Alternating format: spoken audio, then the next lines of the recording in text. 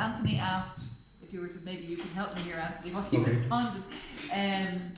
You said, can you sum up what you've learned from all of these teachers? They You were said saying something. they all said the same thing in the end. About love. About reality. Reality being an illusion, that we're the actor. Yeah, and yeah, you want to kind of... I couldn't quite, I almost had it, but then it kind of... Yeah. So, I mean, when you realise every one of them is saying the same thing, it's quite comforting, right? If they're all saying a different thing, it'd be a bit tricky, right? But they're all saying essentially the same thing. And that same thing is that this reality is not to be taken as seriously as we are taking it. That we are spirit inhabiting a human body.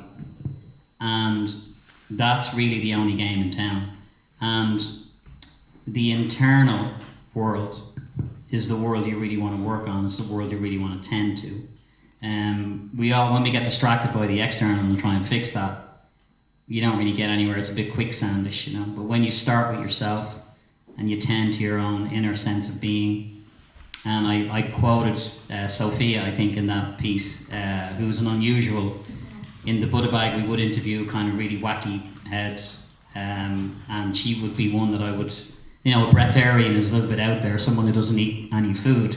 That's like, okay, that's really stretching the belief systems. But when I interviewed her, I felt like that we are going to shift, humanity is going to shift. I think most people here would agree with that. Consciousness is shifting. And she was kind of saying that our bodies are going to shift as well. We're going to move more towards the light.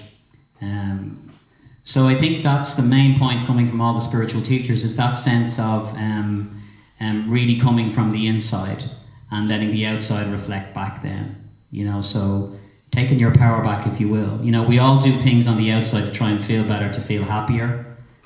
But you can just feel happier as an inside job. And you know that, Deirdre.